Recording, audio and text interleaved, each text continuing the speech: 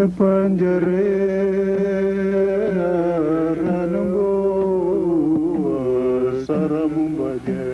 is the story of a mountain soaring 500 feet above its base. A base whose elevation is 11,000 feet.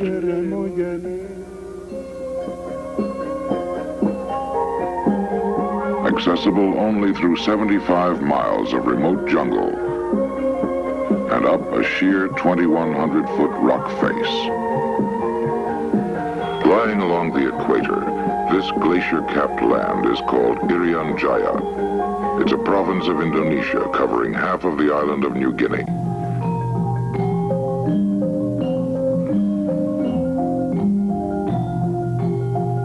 It is here, under terms of an agreement with the Indonesian government, that men will move a mountain. The story began in May 1960, when an exploratory expedition hacked its way through the jungle. The exploration was financed by Freeport Minerals, the parent corporation of a company which would be called Freeport Indonesia.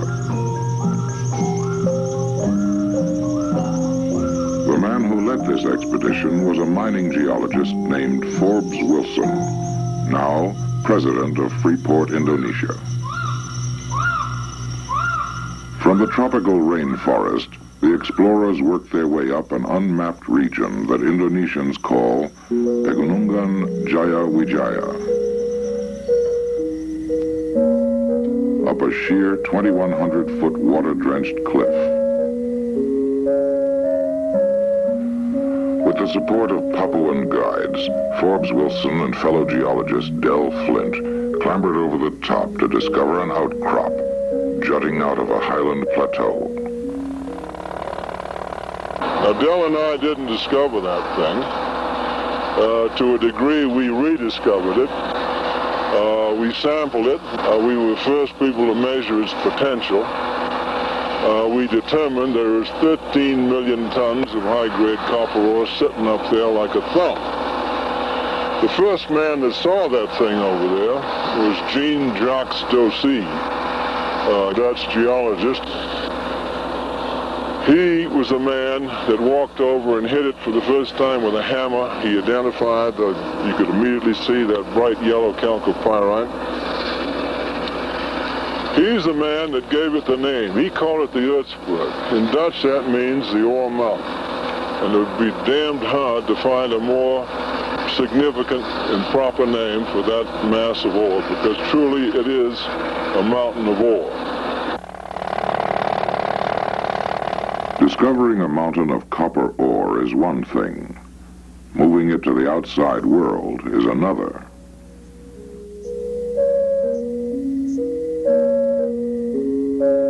This region of swamp and jungle and ragged peaks is one of the last unexplored lands of the world. It is a place of sorcery and mystery and of beauty.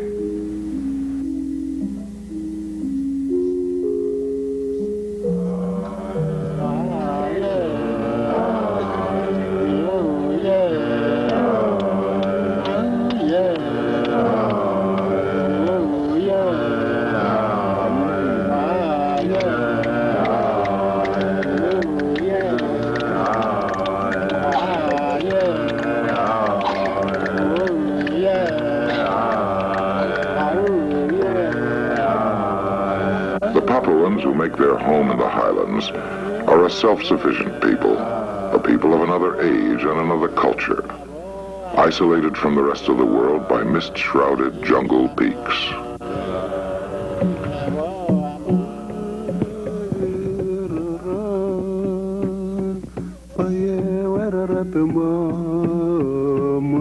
The Papuans of the swampy coastland have had more contact with the outside world, but they still live in isolation.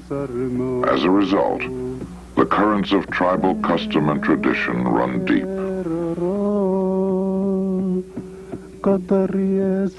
Bulan baru ketika sarimu wawan derapana sawe wadame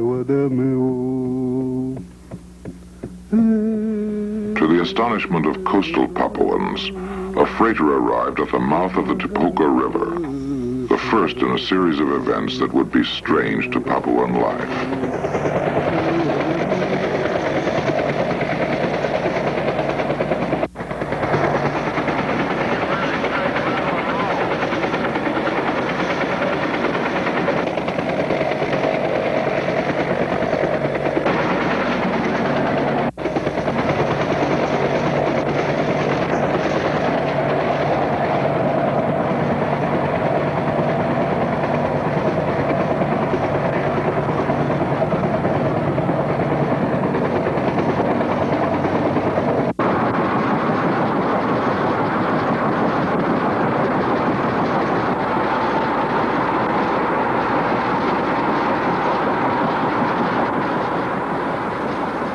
First, there was no place for helicopters to land. Men were lowered into the jungle to clear areas for chopper pads and tent camps.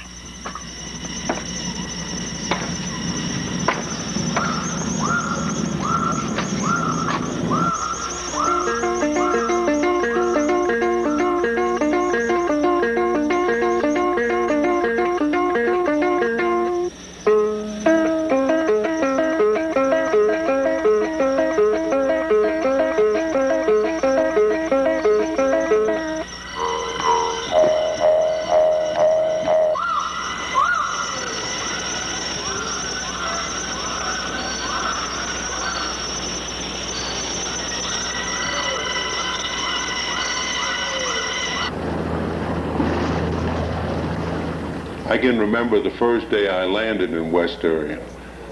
The PBY landed in the Tipoca River, and I emerged through the bubble with my white shirt, tie, dress pants, fresh shoes, stepped into an aluminum outboard hull.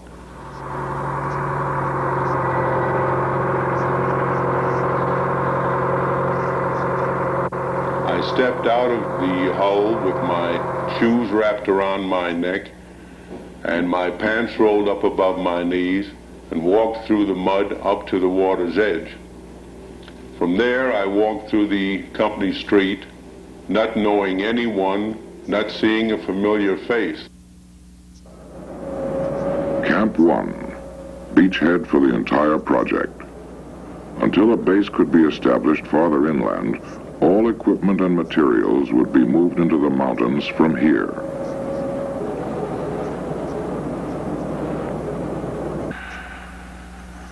There would be 4 main areas to develop.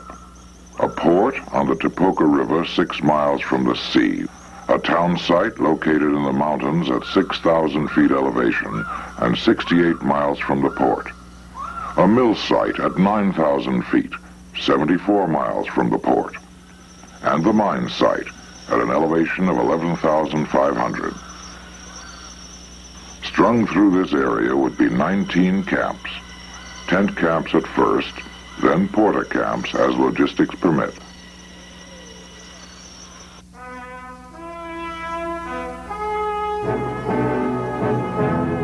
The mountain of ore remained dormant until 1967, when Indonesia's new foreign investment law allowed Freeport to sign the first contract.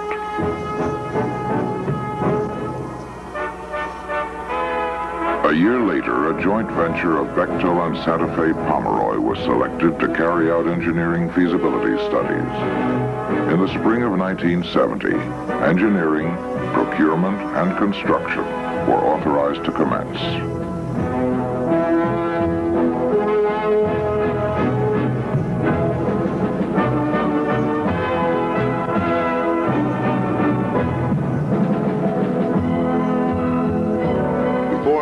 Stateside, the 2 main problems that were presented to me were the construction of the road and logistics on the project. Logistics. If we needed a pound of nails, the closest hardware store was 600 miles across the Arafura Sea in Darwin. About the time I arrived, we were constructing mountain camps, and we needed approximately 400 sheets of plywood. a call was put through to Darwin, and the complete stock of Darwin was bought out. This comprised 20 sheets. This gave us an idea of how difficult the logistics were going to be to operate out of Darwin.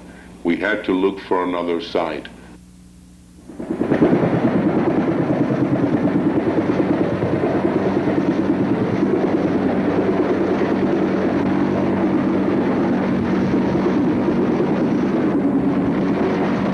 L-204B helicopter is one of 6 we used on the West Irian job for logistics support. The helicopter day started each morning at 3 a.m. when the loadmasters begun loading the helicopters. At 5:30, the pilots were out for pre-flight and takeoff time was 6 o'clock.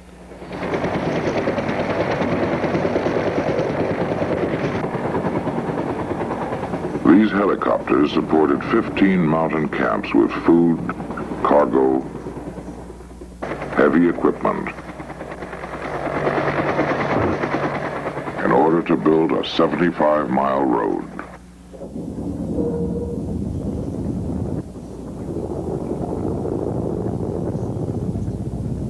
It is an amazing sight to me to go up to Darnell Ridge and see 13 D8s and D9 dozers cutting off the top of the ridge to make enough room for switchbacks. I can remember D6s pioneering side hill cuts along rocky ledges with the operators pushing rock and dirt over a 3,000-foot cliff with one eye on their work and one eye on the overhanging rock and dirt above them.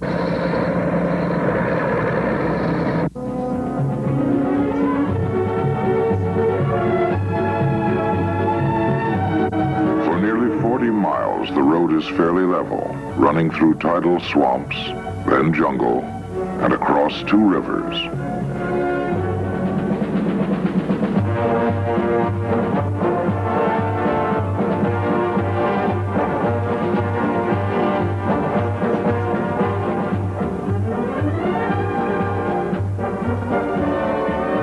It then zigzags another 22 miles into the mountains, along steep, narrow ridgebacks and through shale and granite rock, requiring excavating and bulldozing to keep the grade below 20%.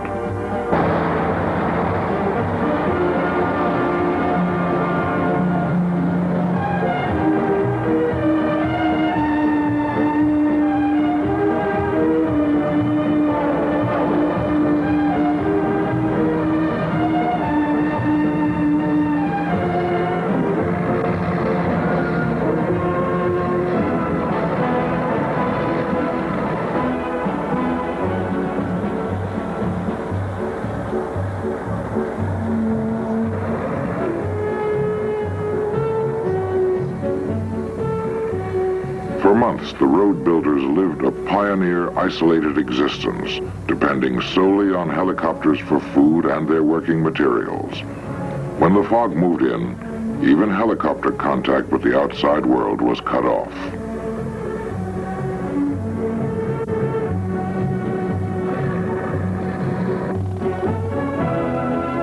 Where mountain ridges were too difficult to go over, tunnels were punched through.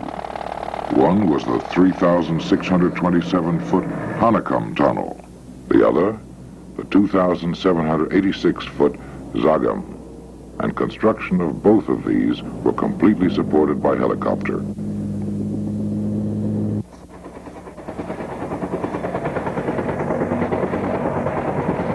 Weather was one of the biggest obstacles on the job. During the wet season, as much as 50 inches of rain fell per month. This made helicopter flying hazardous. Clouds from the Arafura Sea would move in at amazing speed. Helicopters taking off in clear weather would run into rain and fog, necessitating a return to their base.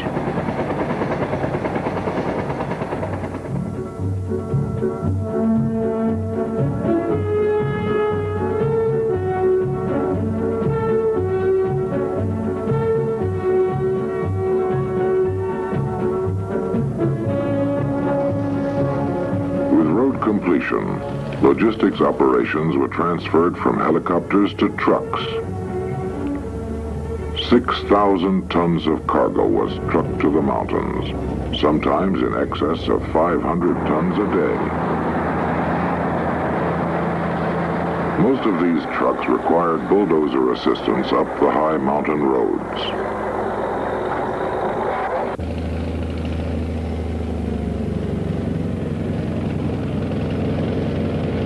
At mile 68, a campsite.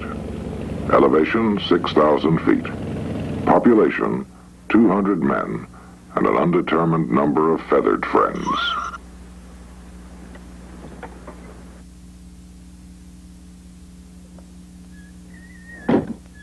At one time, we operated 16 camps and 22 mess halls on this job.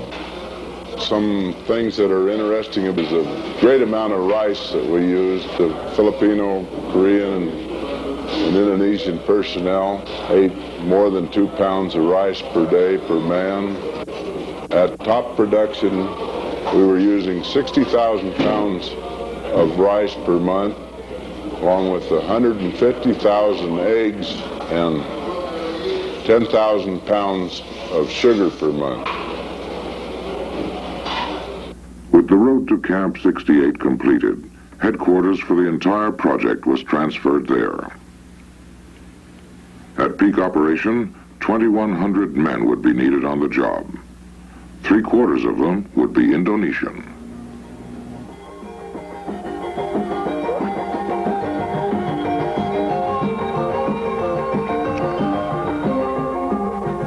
"2,500 miles away, in the Indonesian capital of Jakarta, recruiting got underway.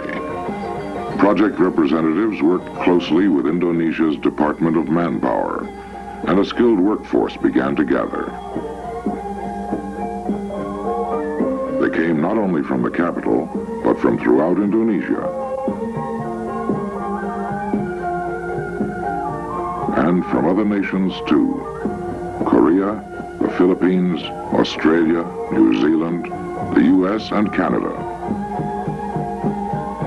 The landing strip carved from jungle lowlands became an instantaneous international airport, a melting pot of nationalities, languages, and customs. Men from the north arrived on Indonesian airlines, and from the south on Freeport's own aircraft, a folk of friendship.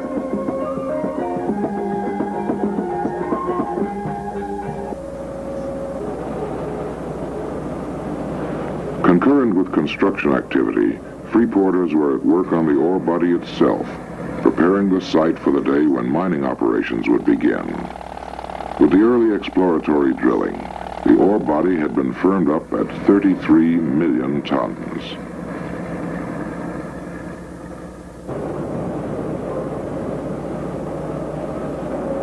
And on the river, 6 miles from the sea, a new port was being built. A mangrove swamp was filled with river dredgings. One day, ships would take on cargo here. Copper concentrate bound for Japan and West Germany. Ships of 15 to 25,000 tons would make this a port of call. Here would rise warehouses, a power plant, housing, dewatering facilities, and storage for ore concentrate.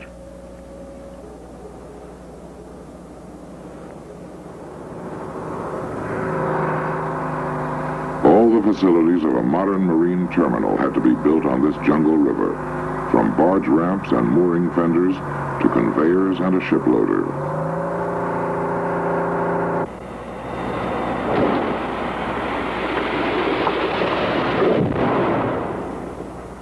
Each morning in the lowlands, the brush crews boarded swamp ferries for the trip upriver.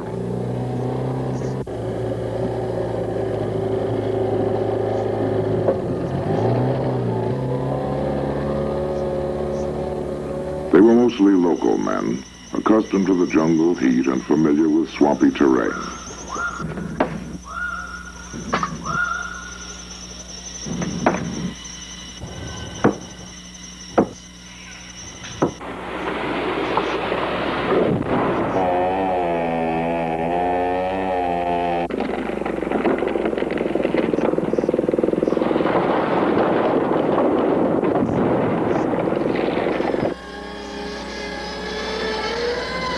lumber supply, project carpenters simply turned to the surrounding jungle.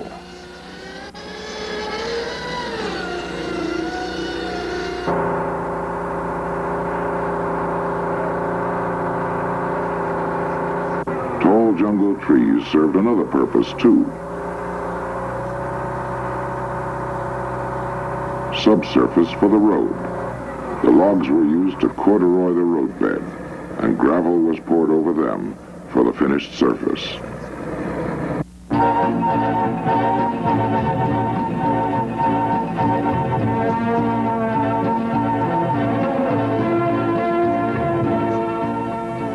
Pipe was shipped in to span the 69 miles from port to mill site.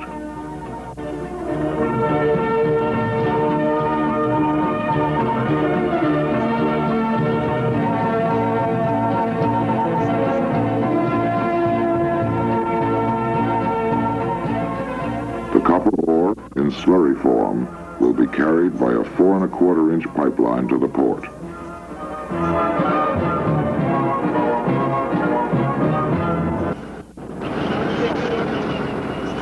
For the first 23 miles of its journey, the ore slurry will be pumped over mountain ridges surrounding the mill site.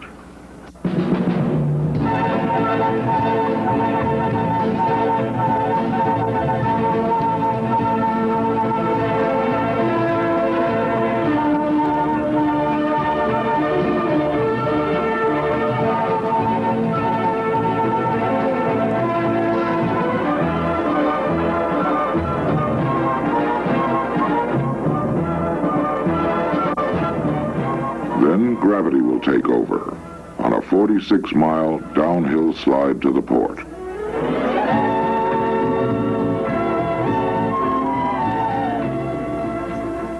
Installing a mining operation anywhere is no small task. But in a remote and rugged territory where no road nor settlement existed before, it was an almost impossible task. Everything brought in was loaded on barges. Heavy equipment, cat parts, cement, conveyor belts, canned goods, Band-Aids, everything. And pushed 11 miles upriver to a landing, there only to be reloaded for further hauling inland. This supply route continued throughout the 27-month construction period.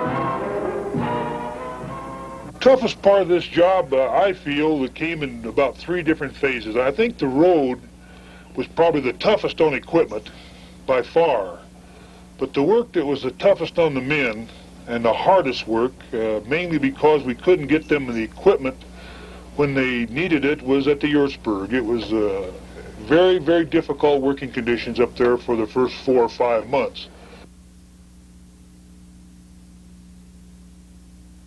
22 years of construction, I've been all over the world, and I've yet to see a place equal to this. We have about 4 hours of good weather a day, and the rest is rain, sleet, and fog. The overburden here is so dense that you could hardly walk around on it. Well, our major effort was to get accessibility from one area to the other, like the swing bridge we had to build across the canyon here. It was a 45-minute walk around before. Now we have a 10-minute walk over to our barracks and living area. Due to the elevation, our maximum load that we could bring by helicopter was 1,800 pounds. Our helicopter people have done a miraculous job of bringing things in for us, and it has been the only way that we could have opened this job up as early as we have up here.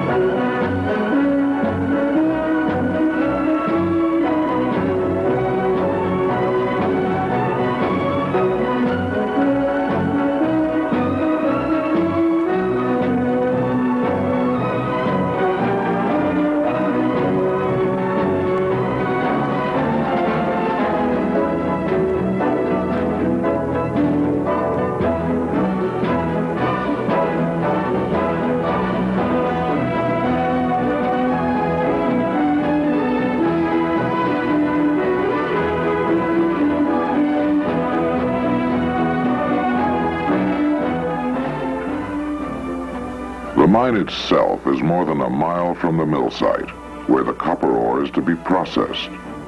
And that mile includes a 2,155-foot vertical lift. A high line served as the first link between mine and mill site,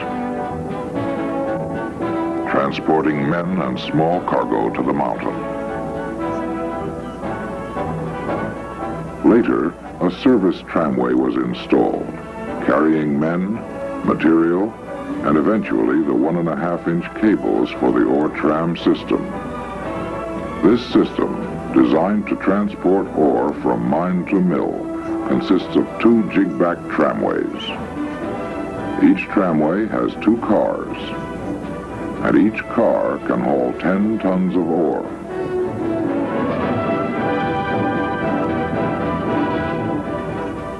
When completed, this system would be one of the longest clear cable spans ever built.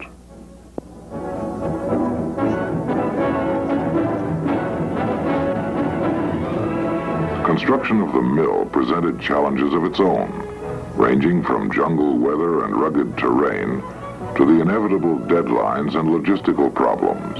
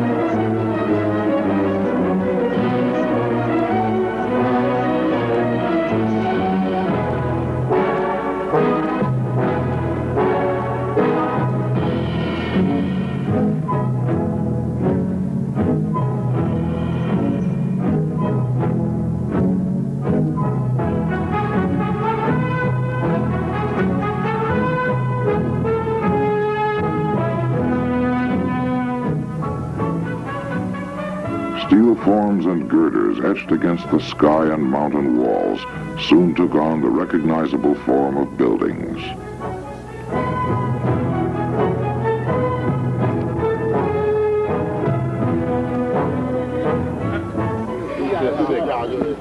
For many Papuans, a new era was beginning. There were new experiences, new skills to learn. Tools of their era were being replaced by more modern ones.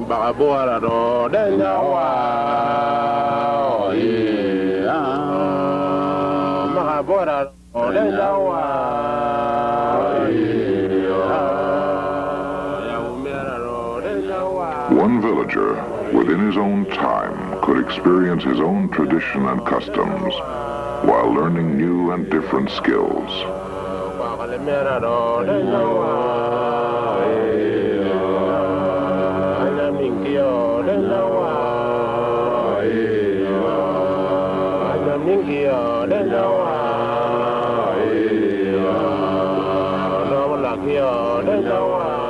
This was once Camp 68, a campsite that had grown in 1 year from a few wooden structures to a small city.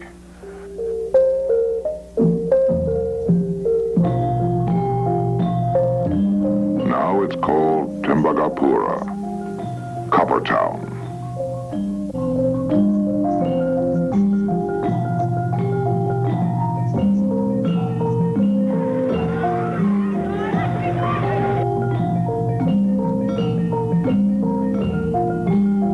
Population of 1,500 mine workers and their families will live here.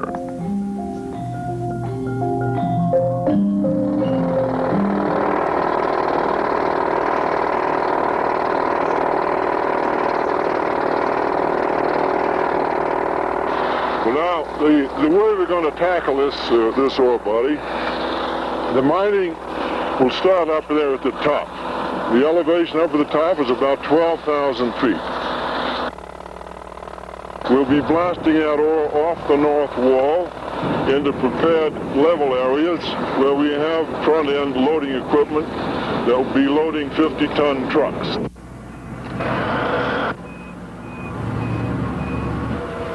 There'll be an access road that'll bend around the backside of the Ertzberg, come straight down this valley into the crusher, which will be located over here, just this side of that big white boulder.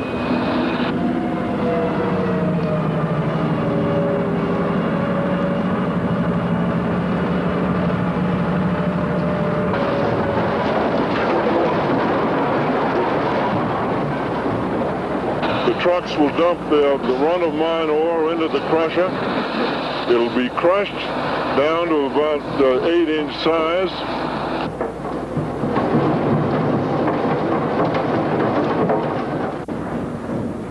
The material will come up out of that crusher to a conveyor belt, and it will move out here into two 500-ton bins right behind us on what we call Lookout Point.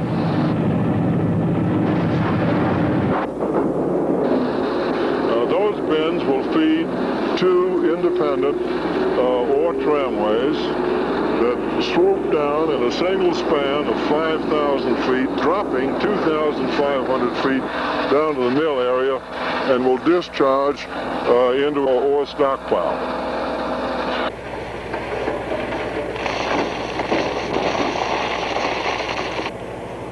Mile 74, the end of the road and the point where the aerial tramways take over. First of all, you'll see 4 cars that carry the ore down from the Ertzberg. These 4 cars ride on 4 track cables each, which makes a sum of 16 track cables that goes from 74 some 5,800 feet. Also, you have a service tramway that has 4 more track cables. This carries the car that carries, upwards to 30 people up and down each night.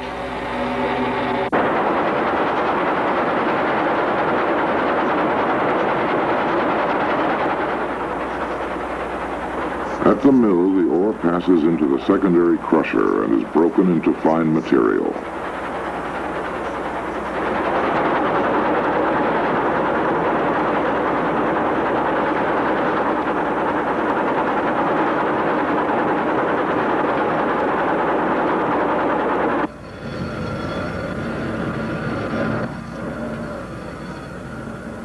Conveyors carry the fine ore to storage bins, ready for processing.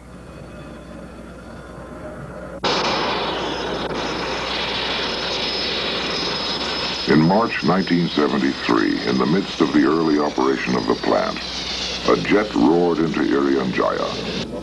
The plane bore a special guest, His Excellency General Suharto, President of Indonesia, along with other government officials, come to help dedicate Freeport's new mining facilities.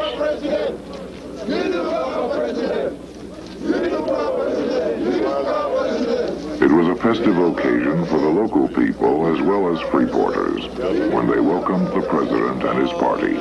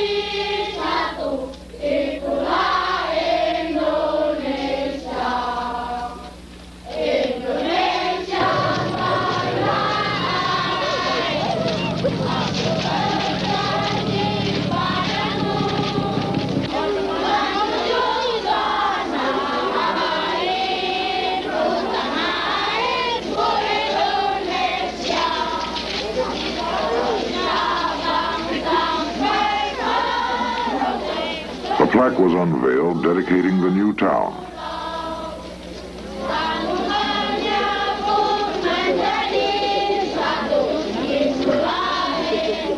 gift was presented to President Suharto.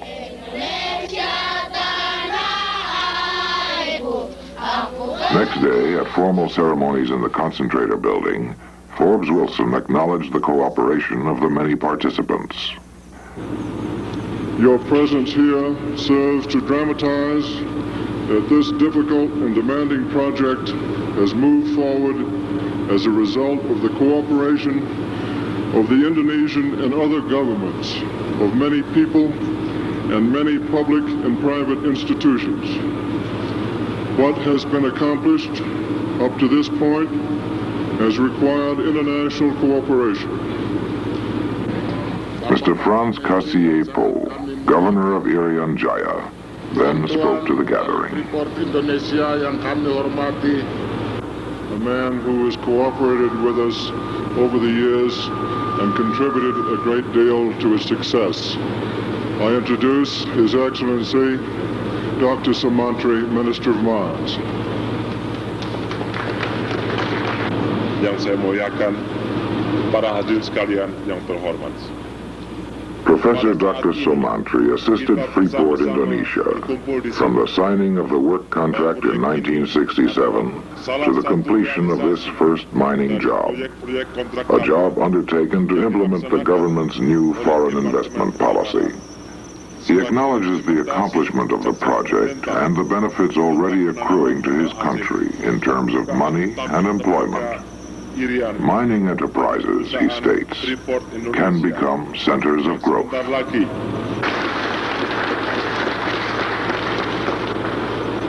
now have the honor to introduce His Excellency General Suharto, President of the Republic of Indonesia.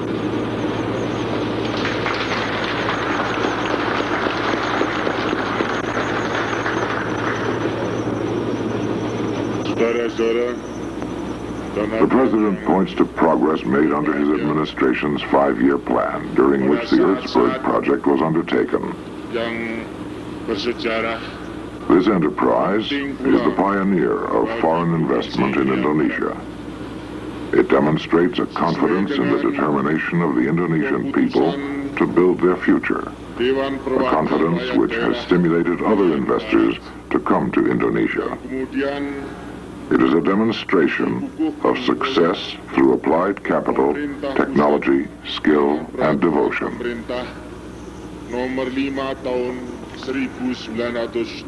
It was on this occasion that President Suharto announced that West Irian would be known henceforth as Irian Jaya.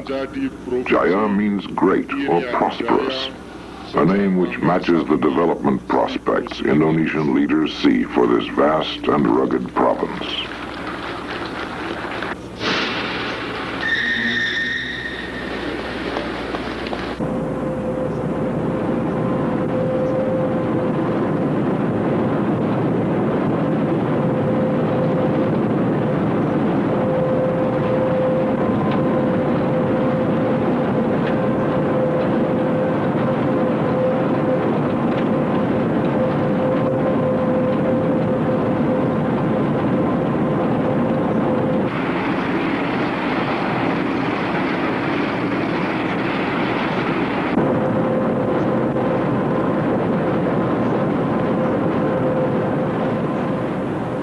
Two 16-foot diameter ball mills grind the ore to a fine pulp.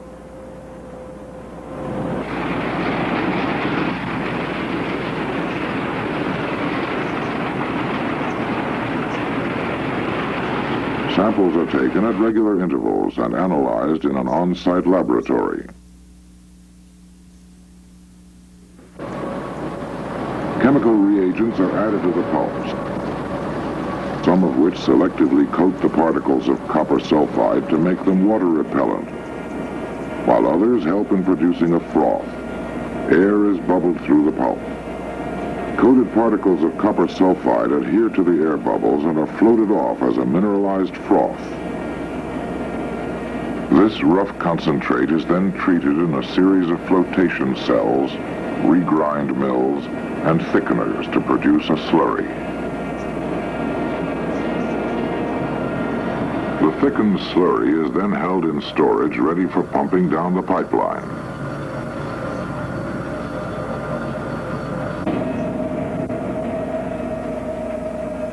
Port side, port side. We're ready to start the pumps now.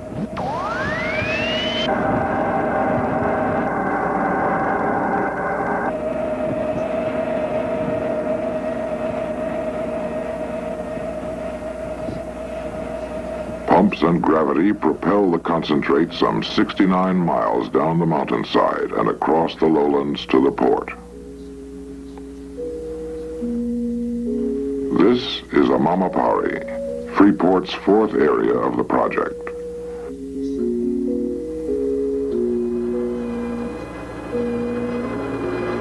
At this port, vacuum filters remove most of the water.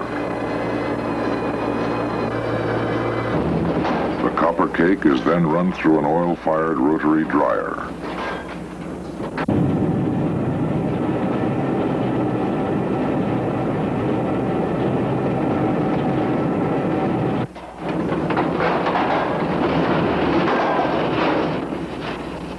It was the middle of November 1972 when the first dried concentrate was conveyed into storage.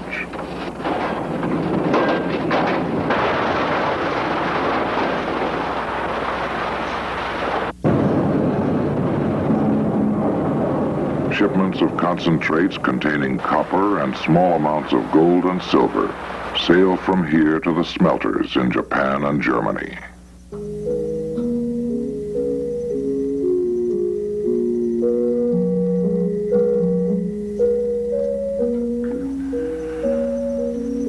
This mountain of copper ore, tucked away on a remote highland plateau, stands today as a symbol.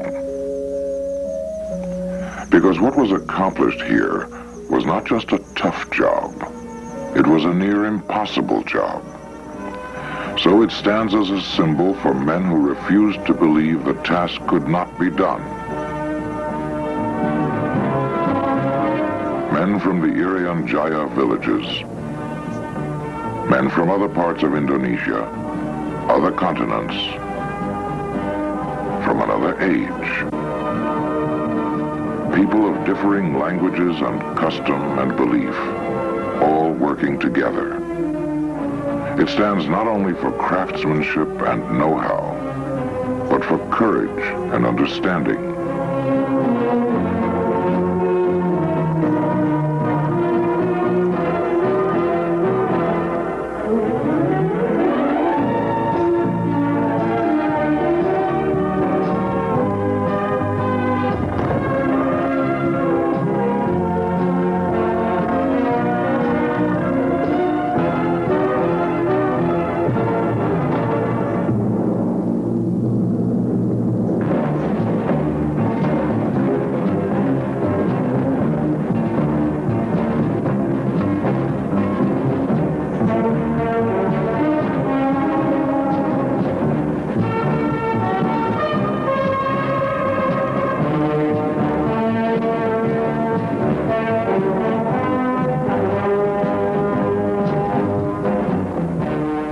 It is a feat of technology and engineering, of course.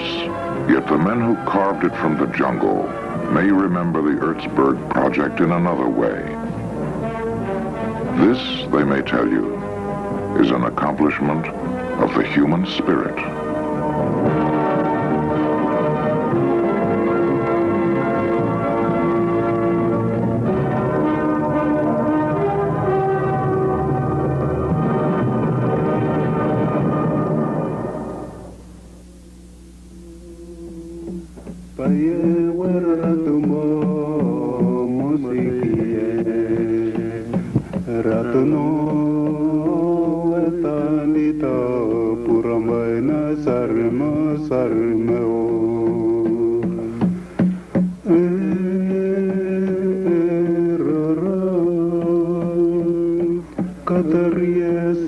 Bulan baru ketika sarimo.